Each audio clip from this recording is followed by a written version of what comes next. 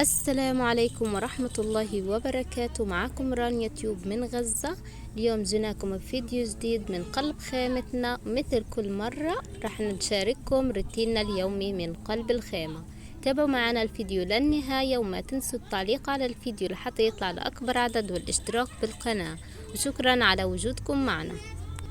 اليوم حبينا ندلع نفسنا وعملنا صحن سلطة زي ما انتم شايفين بالخيار وبالبقدونس، وراح نحط عليها طحينية، نضيف عليها طحينية. طبعا هذه تعتبر أكلة الملوك لأنها مكلفة. شايفين لوين وصلنا؟ حتى صحن السلطة انحرمنا منه بسبب الأسعار الغالية كتير، والحمد لله اليوم قدرنا نعمل صحن سلطة زي ما انتم شايفين. شوفوا ما شاء الله كيف. طبعا هذه إطلالة خيمتنا زي ما انتم شايفين. شوفوا كيف المكان. هذا المدخل الثاني للخيمة.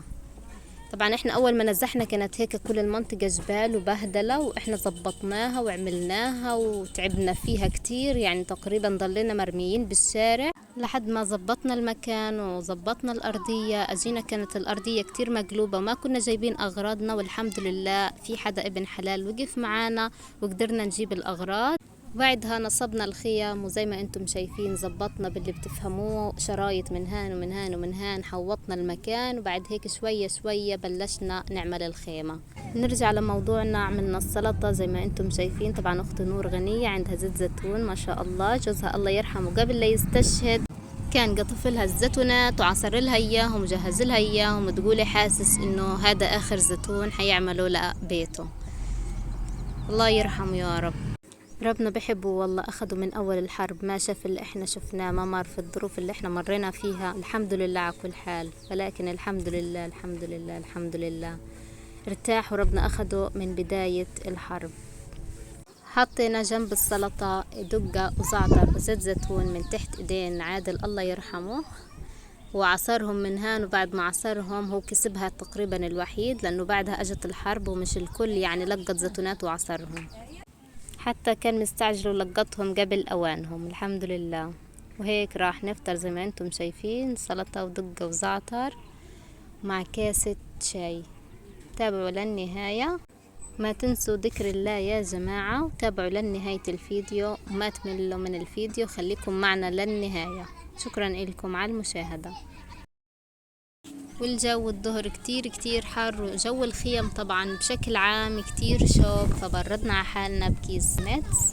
بيضحكوا علينا البياعين وبحطوا لنا مية وصبغة وبيبيعونا كأنه ميتس بسعر 2 شيكل.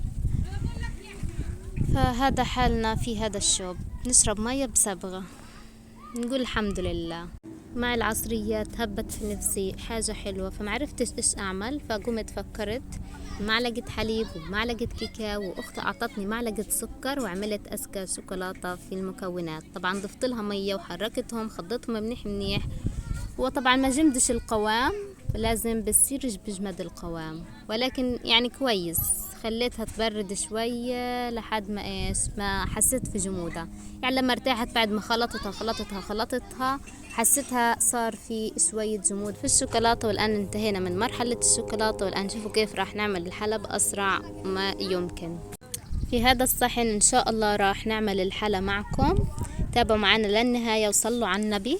وهذا كيس البسكوت اللي حيكون من ضمن الحلا اللي راح نعمله معكم. طبعا هذا الكيس سعره كتير كتير كتير غالي، ما يغركم الشكل، ولكن صحيح هو استلام أصلا، بس سعره في السوق كتير كتير غالي. يعني الناس بتستلمه لأطفالها اللي عندهم سوء تغذية، وبعد ما يستلموه بروحوا ينزلوا يستغلوا الناس في السوق وبيبيعوه بأسعار خيالية. يعني هذا حقه 15 شيكل.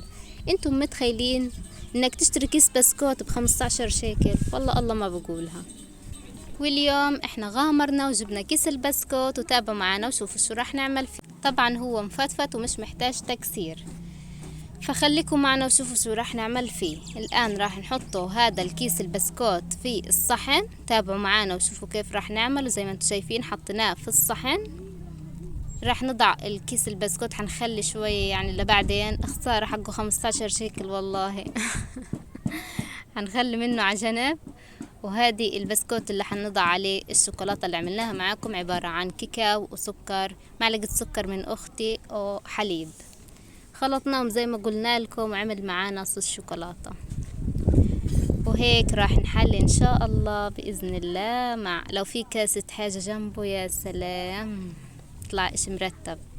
بس خلينا احنا راضيين في البسكوت والشوكولاتة ولا البلاش. طبعا هذا الحلا حيلف على كل الخيمة، كيف بتعرفش كيف بقدم ما بتعرف، بس الحمد لله الكل بياكل والكل بدوق وربنا بيبارك في الاشي.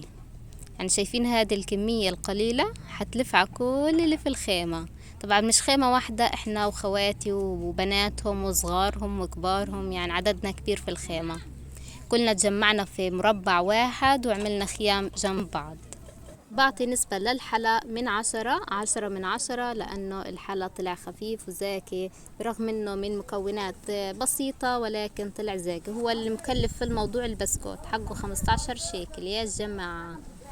والآن راح نكسر حطب لحتى نعمل الرز. طبعا هذه وجبة الغداء، وجبة غدا وعشاء طبعا، يعني فيش بعدها يعني تحلموش.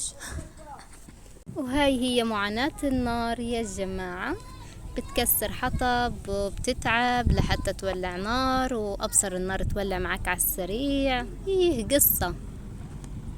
وهيك ولعت النار وقلب قلب قلب قلب قلب لحد ما يتحمر الفلفل. راح نعمل معاكم وصفة الرز المعتادة اللي يوميا لازم نعملها عشان نوفر على حالنا خبز. طبعا احنا زهقنا الرز، بس بنقول الحمد لله الحمد لله، احنا راضيين بس يضل الرز موجود وناكل رز. زي ما انتم شايفين دلعنا نفسنا وحاطين عليه فلفل وحركات وماجي، يعني بنحاول نظبط الطعم وهيك يعني. وهان هي الصدمة، اتمنى اخويا ما يشوف الفيديو لانه كمية البهارات اللي مرت اخويا حطها كبيرة كتير. البهارات غالية كتير في السوق والوضع صعب، وما شاء الله ما شاء الله ما شاء الله حطت بهارات كمية هائلة. مهم عندها ايش يطلع اكلها زيكي، هي هيك بتفكر. شايفين الرز؟ اذا عجبكم الرز ما تزعلوا مرت اخويا وعلقوا في التعليق وقولوا مرت اخوكم معدلة. طبعا شوفوا الرز بتبين لكم الرز، يعني بتوضح لكم اياه اكتر واكتر. شوفوا البهارات كيف. اتمنى ابراهيم ما يشوف الفيديو، حتصيبه صدمة اخويا.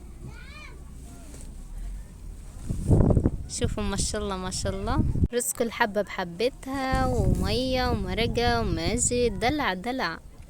المهم بالنهاية راح نسكر الطنجرة ونسيبه يستوي على راحته. طبعا الرز ما بتقلب، بس مرت اخويا مش عارفة مالها بتقلب، بدها تفرجيكوا الرز وتفرجيكوا البهارات وتفرجي جوزها، ولو فات على الفيديو يا خيستي. كنت اتمنى افرجيكم نهاية الرز وكيف قدمته مرت اخويا، طبعا بعد ما استوى وجهزوا هيك، ولكن خيرها بغيرها. المرة الجاية ان شاء الله لما نعمل رز بنصور معاكم للنهاية. وهيك احنا انتهينا من الفيديو. اتمنى الاشتراك بالقناة والتعليق على الفيديو لحتى يطلع لأكبر عدد، بس ما يطلع لأخويا طبعا، بلاش يشوف البهارات. وعليكم السلام ورحمة الله وبركاته.